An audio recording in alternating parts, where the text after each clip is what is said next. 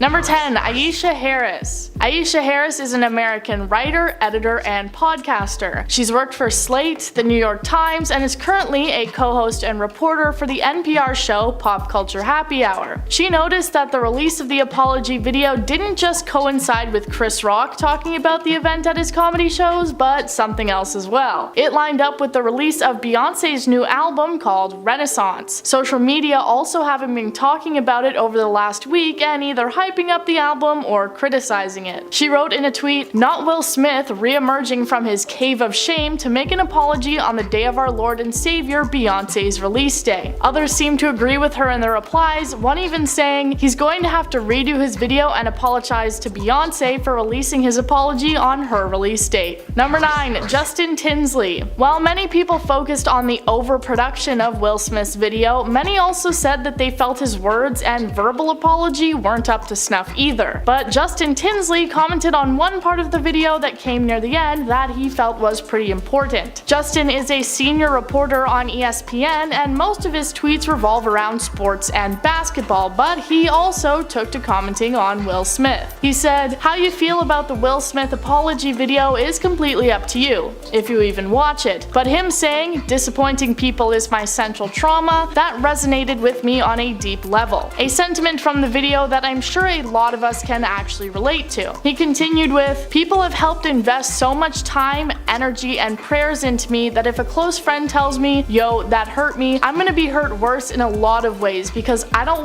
ever want to be that guy. But we're human, and we're all gonna mess up at some point." Number 8. Kareem Abdul-Jabbar. NBA player Kareem Abdul-Jabbar seemed to be one of the few who took Will Smith at his word, believing the apology was well done and sincere. While he had originally criticized Will for his actions, he wrote a message responding to the apology saying, "I'm going to look at his words and accept that they are sincere and honest. I'm going to believe that after a lengthy period of soul-searching, family rebuilding, and moral prioritizing, he was ready to face a shocked and disapproving world, one that may no longer be rooting for him," saying that he himself is rooting for Smith. Considering how split the internet has been with their opinions of the video, it's interesting to hear the reasoning for why some people trust that the video is genuine. Many people hoping that Will has actually taken the time to work on himself that he claimed. Number 7. Morgan Tremaine. Morgan Tremaine, who we also saw in Johnny Depp's trial, seemed to be on the opposite end of that spectrum, not trusting the apology and believing that it was all well crafted by Smith's PR team. On Twitter he wrote, "This Will Smith apology video has PR team written all over it. They're testing the waters to see how the general public feels about him. Nothing to do with Chris." Matching the voices of many others who felt that the high production value made the apology seem too crafted and scripted. Others in his replies also agreed with him and shared how they felt about the situation. One person saying, "I can tell you how this general public, me, feels about it.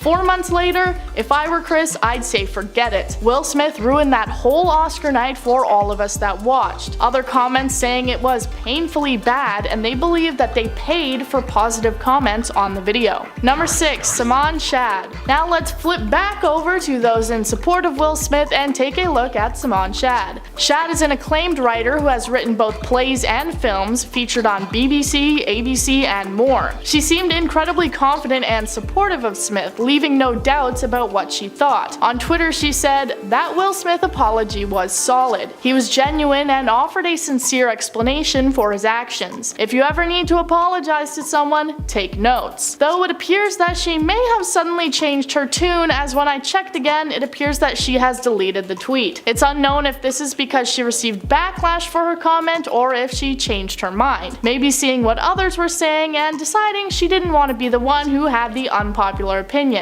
As of right now, it doesn't look like she's made any more comments about the situation. Number 5. iNabber. It wasn't just reporters and regular celebrities that were commenting on the situation either. Large YouTuber iNabber went onto his social media to share his support for Will Smith and what he thought about it. He tweeted out, "I don't agree with Will Smith slapping Chris Rock, but his apology to me is clearly so genuine and sincere. I'm also really not surprised the man snapped like he did. He has been constantly berated berated by the media for years now and made a mockery whenever he was vulnerable and sad. He also shared how he thinks Will Smith is really struggling mentally, saying, "I really hope he's doing well because he clearly looks like he's been struggling and I'm not surprised. His actions you can agree or disagree with, but I hate how much context was removed from the build up to the situation and people acting like he's this awful human being." Number 4. Simon King. Simon King is an actor, musician, and comedian, and he definitely pulled out his comedy skills for his response to the video. This is a quick one, but I just wanted to highlight how a majority of the people in this situation aren't that seriously enforcing sides or opinions, but are instead just using the situation to make lighthearted jokes. Meme culture obviously is not dying out anytime soon, as it remains a staple on social media and of the technological generation as a whole. Also, commentary aside, I just thought it was funny. He tweeted out, "Will Smith's apology to Chris Rock is an insult. One could almost call it a slap in the..."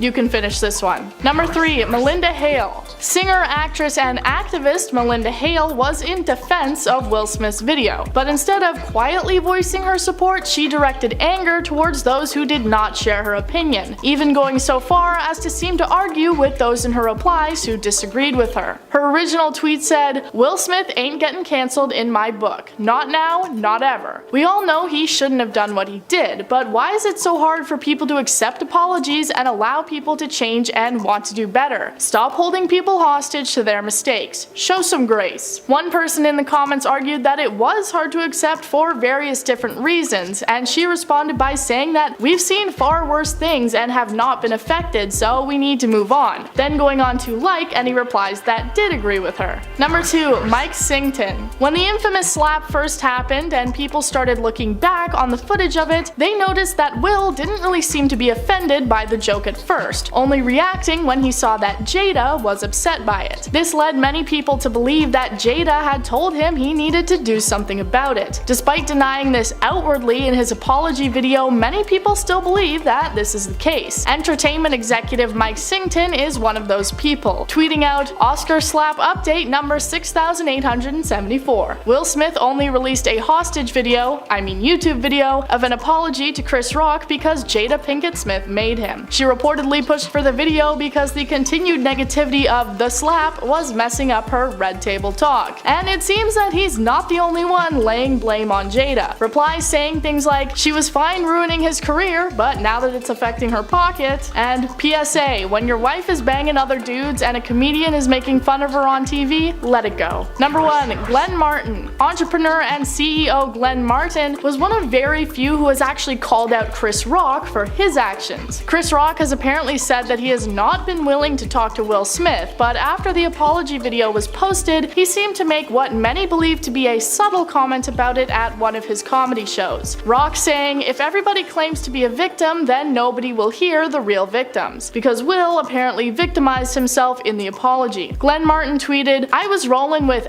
@Chris Rock until he passive-aggressively called out #Will Smith as playing the victim. When someone offers an apology and has paid a price, you either create space for restoration or say nothing. You don't effing drag them." Thank you guys for watching. That was 10 celebrity reactions to Will Smith's apology. What was your opinion on his video? Let me know. And at number 10, Diane Sawyer. Journalist Diane Sawyer has been called out by multiple public figures to apologize to Britney for the invasive questions Sawyer asked her in a 2003 interview.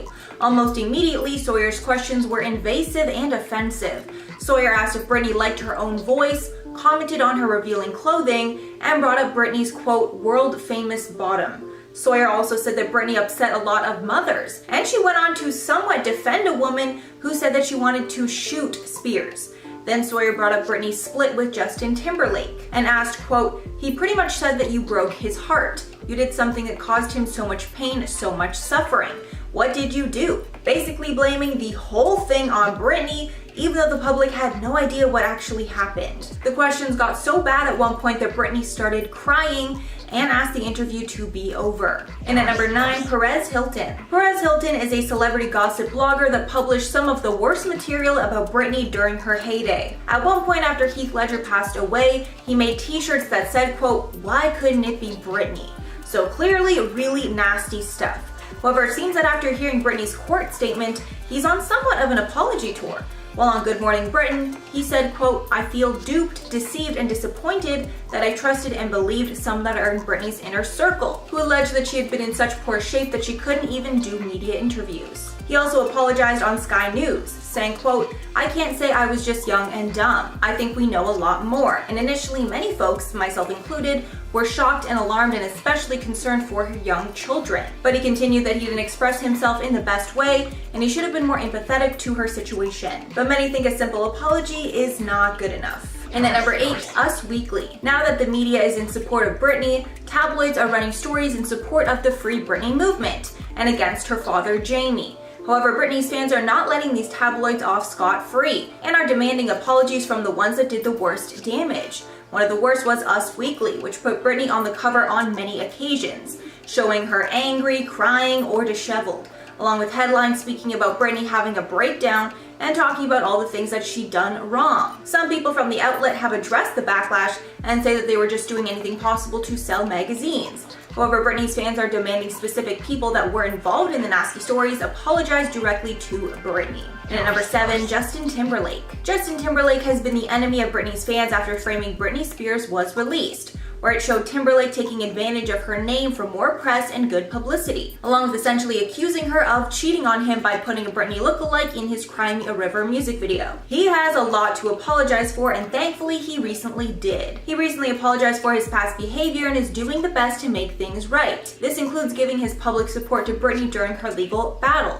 He tweeted that everyone should be supporting Britney during this time, adding, quote, "What's happening to her is just not right. No woman should ever be restricted from making decisions about her own body." He added in another tweet, quote, "No one should ever be held against their will, or ever have to ask permission to access everything they've worked so hard for." And thankfully, he is finally speaking out in support.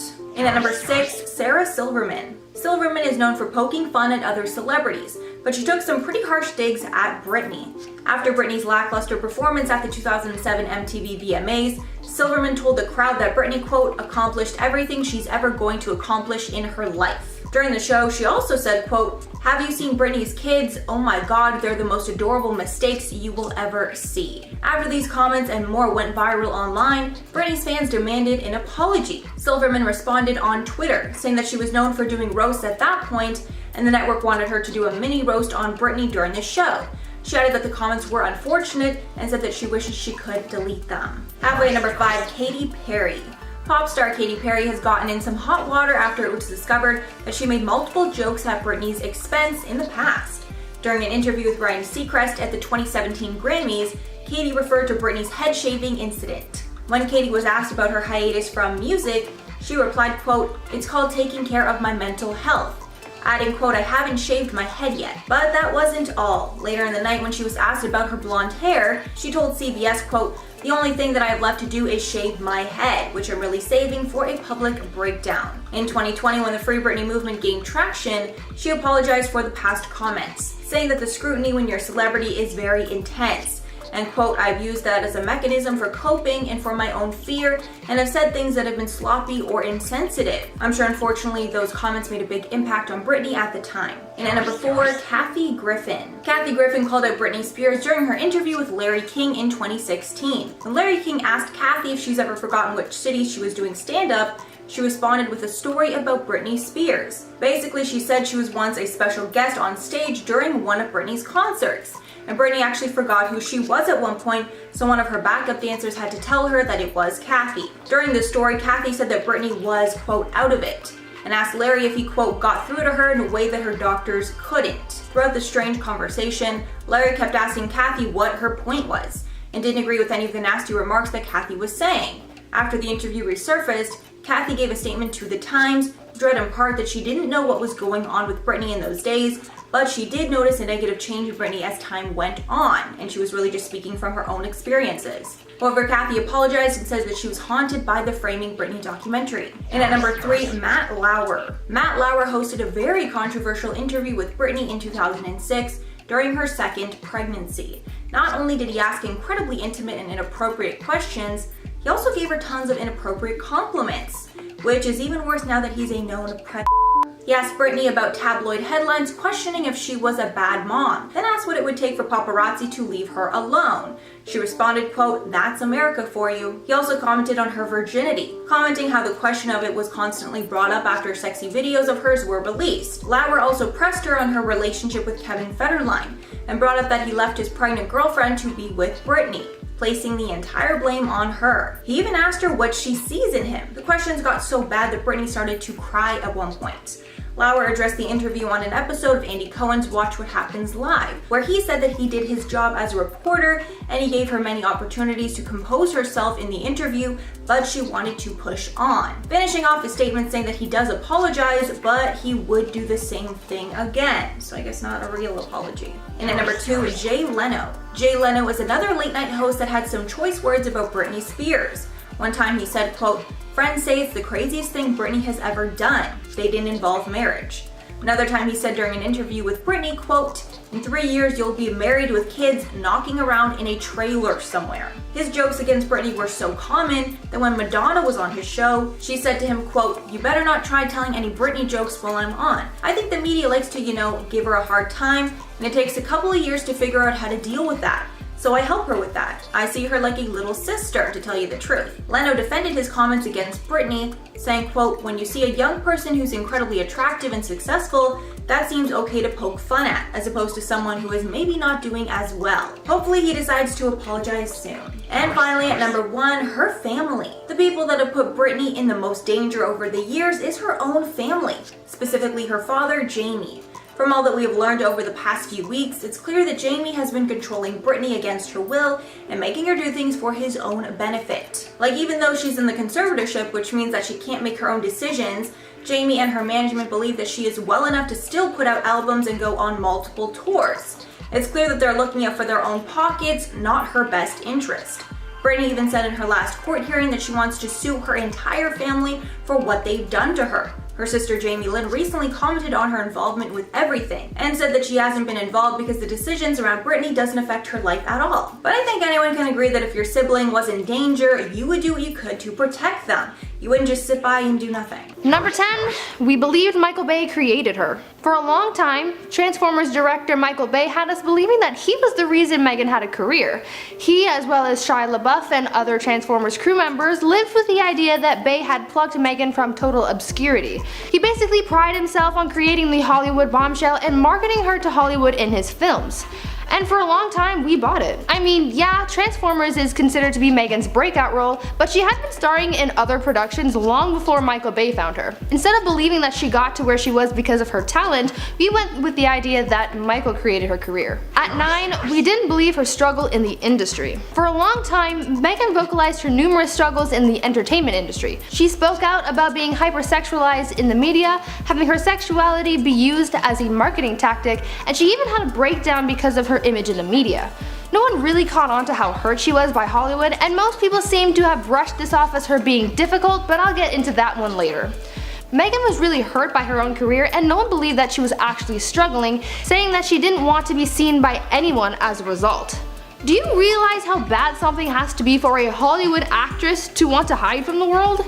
And on top of that, no one came to her defense because no one believed her. At number 8, Jennifer's Body box office failure. The 2009 horror movie Jennifer's Body tanked in the box office and many blamed Megan. When the movie first released, some critics were disappointed with the film's performances and many criticized Megan's acting in the film. For a long time, the film was seen as a disaster, but that's not exactly true. In an article published by BuzzFeed in 2018, they said that had the film come out now, it would have received praise. Why? Marketing. Back then, there were next to no female-led horror films, and the problem that Jennifer's Body had was that they didn't know how to market a movie that was frankly ahead of its time. Instead, they made the movie seem to be heavily sexualized by using Megan's body and sexual imagery to sell the movie.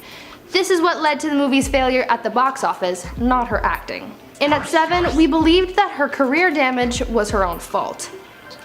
After Megan was let go from the Transformers franchise, her career didn't seem to pick up very quickly. Crew members went on record bashing the actress about how difficult she was to work with, how she was a horrible actress, as well as calling her trailer trash, insulting her intelligence, among other things. Since this came from people who worked with the actress and not public criticisms, Hollywood executives actually believed that this was true.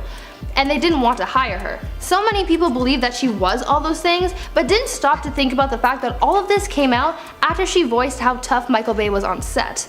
At 6, excluding her from the feminist community. Despite being sexualized in the media and being the victim of sexism, Megan wasn't really supported by the feminist community. Megan felt as though other feminists didn't want her as part of the community because of who she was. Being hypersexualized and having Hollywood shape her career around the male gaze made the feminist community hesitant to accept Megan. This is absolutely heartbreaking to think that even the people who fight against sexism saw Megan in this sort of light.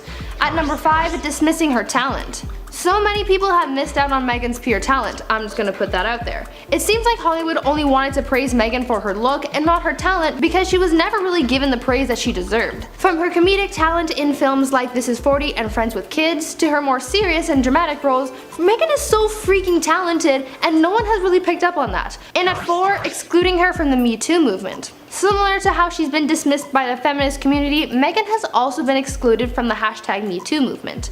Megan has said that from the beginning she felt like she was out in front of the Me Too movement and said that she was very vocal about the things that she's encountered and experienced in the film industry.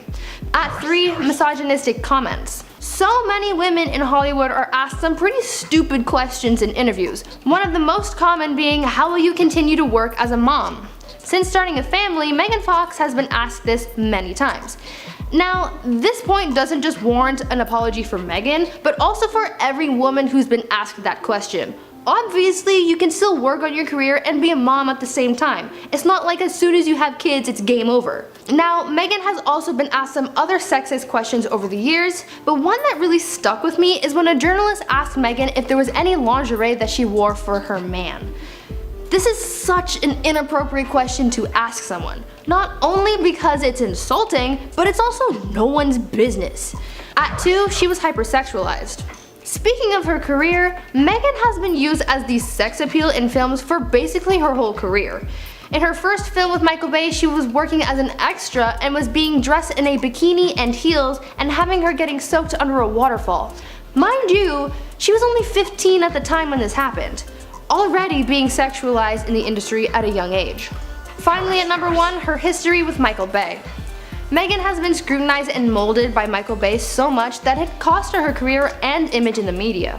She's spoken out so many times about how she's been treated on set and given this label in Hollywood, all because of the way Michael portrayed her in the films. She's been called names, been the victim of sexual stereotypes, and really just been given a hard time since the beginning of her career. Megan was forced to be molded to Bay's vision, and this really affected her career, so now years later she's still trying to mold it back into her own image.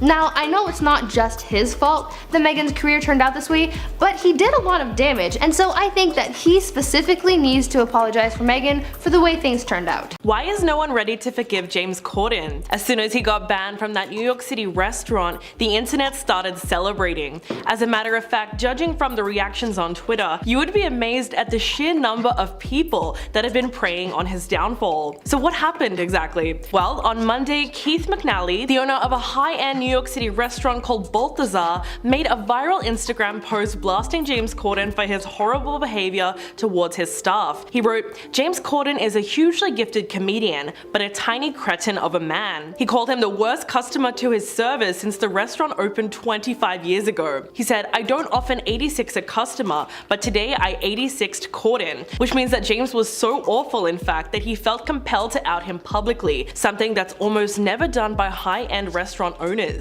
The owner details 2 incidents where he says James lost his cool to the point of absurdity. In one instance, he demanded 2 free rounds of drinks for him and his friends after he presented a hair that was found on his food. He apparently said, "Get us another round of drinks this second, and also take care of all our drinks so far. This way I don't write any nasty reviews on Yelp or anything like that." On a separate occasion, James went even crazier on employees. He is said to have flipped out when an egg yolk omelette his wife had ordered made was found to have a little egg white in it. McNally said James yelled at the staff, who remade it, but then mistakenly sent it back out with fries instead of a salad like his wife had initially asked. This is what allegedly caused him to go ballistic, and he started tearing into the waiter, saying that she couldn't do her job. Then he said, maybe I should go into the kitchen and cook the omelette myself. In the end, the server was extremely shaken after having to deal with his barrage of insults. Not only that, but McNally claims that James acted similarly at another restaurant that he has in the city. So that's why he was banned. But we now know that only lasted 24 hours because he ended up calling McNally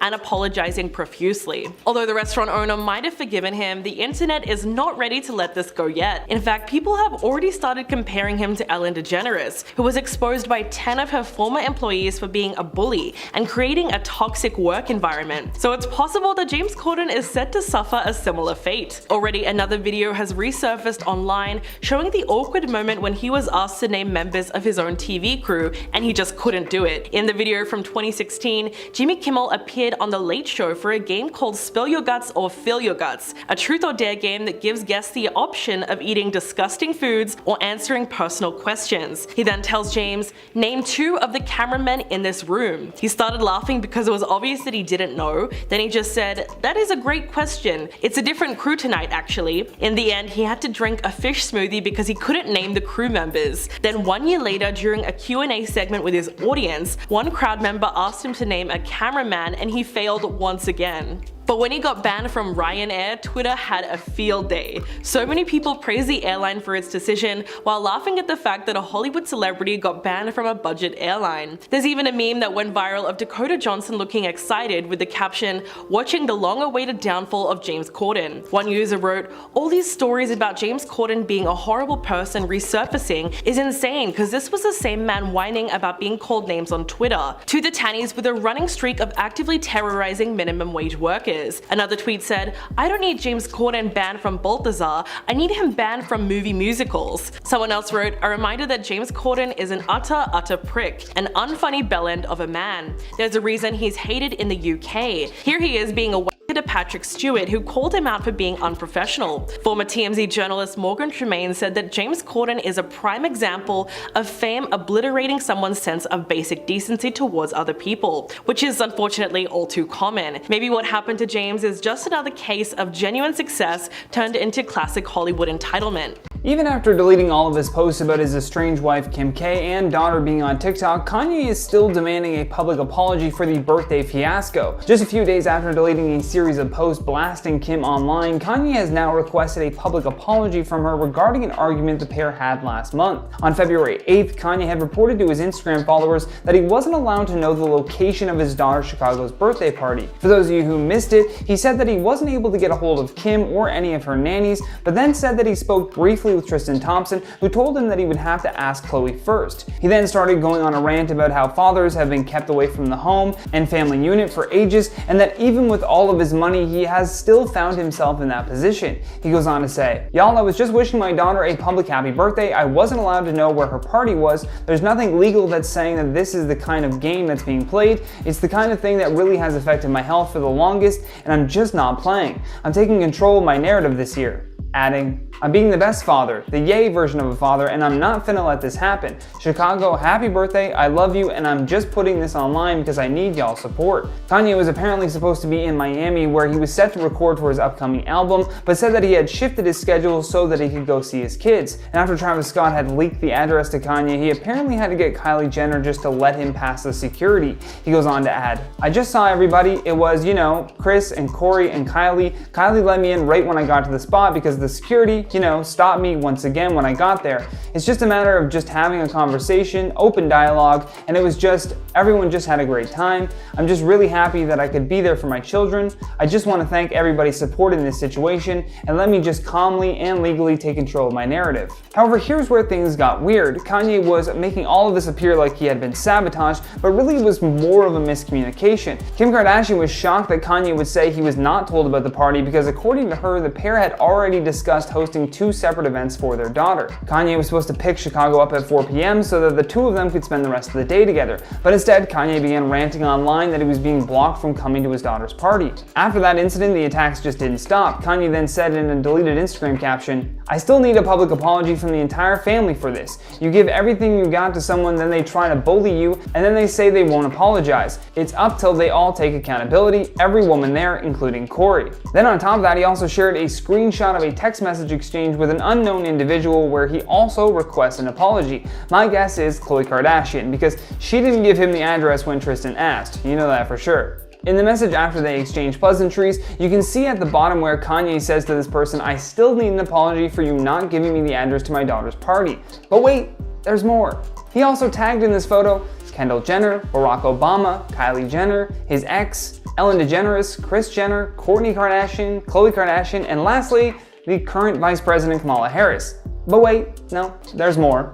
He also tagged Larry Jackson, Hillary Clinton, Lorne Michaels, and Amazon CEO Jeff Bezos. However, within minutes, both posts were taken down. Now, aside from Kim's response about how Kanye's constant attacks are worse for their kids than them being on TikTok, she hasn't really said much. Kanye, on the other hand, has been going non-stop with airing his grievances. But recently, Kim did do an interview with Vogue magazine and was asked specifically about her approach to co-parenting and supporting Ye in this role as father to her children. She said, "You can be so hurt or angry at your ex, but I think in front of the kids, it always has to be your dad's the best. Make sure you are your co-parent's biggest cheerleader, no matter what you're personally going through." Now, I don't know if he'll be getting an apology anytime soon, but either way, for their kids' sake, I hope these two figure this situation out. After Kim Kardashian got lit up on the internet for saying that no one wants to work nowadays, she has finally addressed the controversy to clarify what she meant. When discussing the Kardashians' family move to Hulu for the continuation of their show, the sisters said that they never actually enter negotiations. They usually just leave it up to Kris Jenner, who according to Khloe fights like a pit bull, a go-get-em attitude that has clearly rubbed off on her kids. When talking about advice for women in business, here's what got Kim into trouble. During the Variety interview, she said, "I have the best advice for women in business. Get your effing butt up and work. It seems like nobody wants to work these days." She continued by saying that her whole family works hard and that she doesn't care about people who think they are famous just for being famous, which is the real reason she was so adamant that in order to succeed, you needed to work hard. Kim did initially become famous for just being famous. Sure, people might have come to know her over the years for her various products, but for the most part, it was because they had a really popular reality TV show about their lives.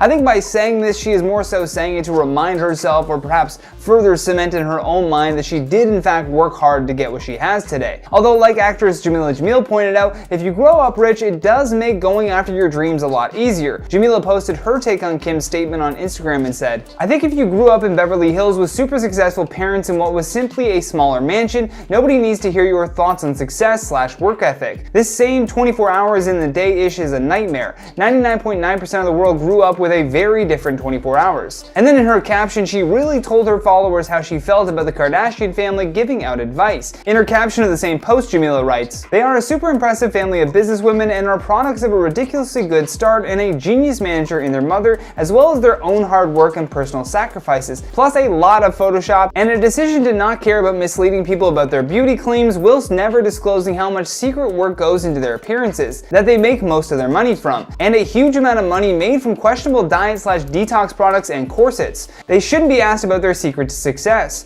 They shouldn't answer those questions. It's all obvious to everyone, and I hope nobody holds themselves to the standards of people who were raised by millionaires. Just take the money, use it for good, and chill the F out when lecturing others about grind and hustle, and learn how to brag without putting others down who have less." And Kim Kardashian's statement was even recently made fun of at the 94th Annual Academy Awards, and so we're assuming that's why she decided to finally address it. During a sit-down interview with Good Morning America, she told Robin Roberts, "Well, that statement that I said was without questions and conversation around it. It became a soundbite really with no context. And that soundbite I came off the notion and the question right before which was after 20 years of being in the business, you're famous for being famous. And my whole tone and attitude changed with the previous question that went into that question about what advice would you give to women? She then went on to share the actual advice that she meant to give during this interview gone wrong. Kim goes on to say, "The advice that I would give is just that having a social media presence and being on a reality show does not mean overnight success, and you have to really work hard to get there, even if it might seem like it's easy and that you can build a really successful business off of social media. And you can,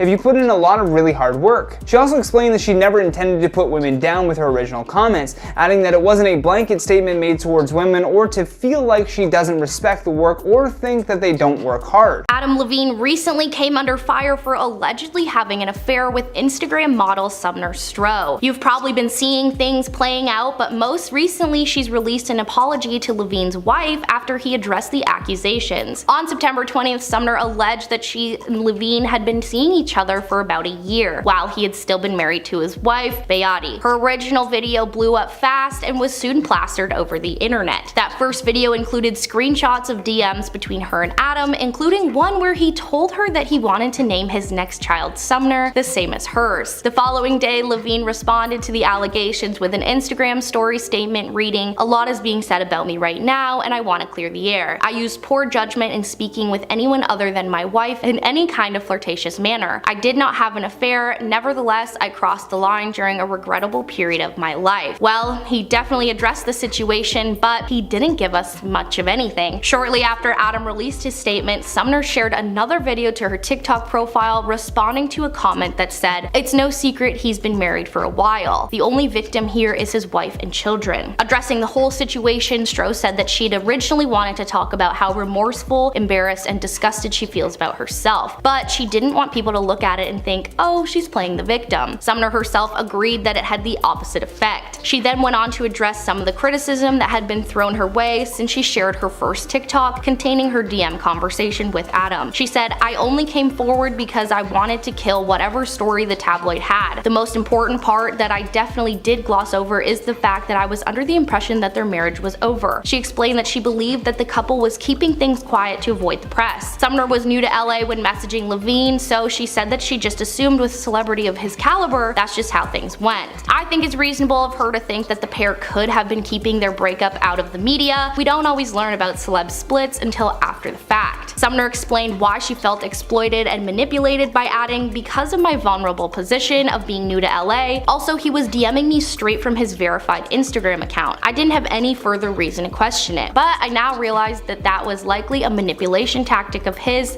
just hiding in plain sight." She said as soon as she realized that was not the case, she cut things off with him. Okay, I'm not taking sides, but she does make a good point. If a celeb was trying to flirt with you while married, you'd probably not expect the conversation to go down over his verified Instagram account. Sumner ended the video by saying that she wishes she would have questioned things more and that she wasn't so naive. She made sure to add that being naive is not an excuse for what she did and the role she played in the whole thing. She reiterated her point about this was in no way her trying to gain sympathy, and she fully realizes that she is not the victim in this. Quote, "I'm not the one who's really getting hurt here. It's Beati and her children, and for that I'm so sorry." I think it's good that she cleared the air. It can be easy for non-celebs to not be taken seriously when it comes to exposing celebrities of his status. I'm not quite sure what Levine's plan was at any point of this because his approach just seems all wrong. I hope his apology to his wife was better than whatever he posted to Instagram. I do think Sumner saw this as an opportunity to have a viral video, but I do hope she is telling the truth and shut things down when she realized he was in fact still married. I mean, he told her he wanted to name his next child after her. That's a bit creepy. How will he explain his way out of that one? I'm not sure what to think about this situation. Did Adam mess up and have an affair? Is Summer just trying to get 15 minutes of fame? What would you do if you were in Beati's position? Let me know your thoughts on it all in the comments below. Goodbye for now. Kanye West has gone on yet another unhinged rant. This time the target of it was Billie Eilish. Let's get into all the details of why Kanye thought Billie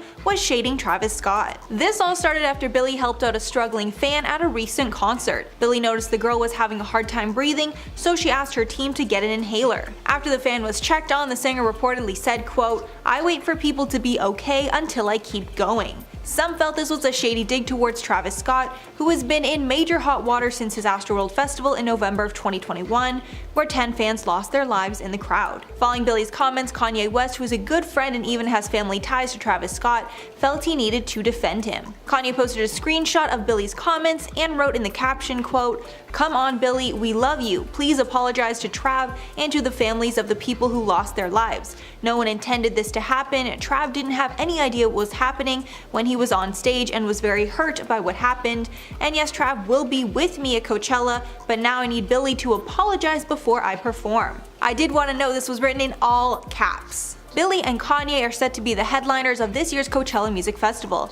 Instead of just ignoring the insane comments, Billie calmly commented on this post, writing, quote, "Literally never said a thing about Travis, was just helping a fan." For more context on what happened with Billie, Billie was performing at State Farm Arena in Atlanta on her Happier Than Ever, the world tour, when she noticed one of her fans was struggling to breathe. Billie stopped the show and said, quote, "You need an inhaler?" asking her crew, "Do we have an inhaler? Can we just grab one?" Billie then calmed the crowd and told them to give the fan space. Billie then asked the fan, quote, "You need to come out here or are you okay? Are you sure?" before blowing a kiss and mouthing, "I love you" to the fan. Following Kanye's outburst, a fan jokingly wrote in the comments, quote, "Man's off the meds, album's gonna go crazy." So Kanye decided to screenshot this comment, which was made by a non-famous teenager, and Kanye responded back, quote, "The world is racist, sexist, homophobic, and crazy-phobic at our core.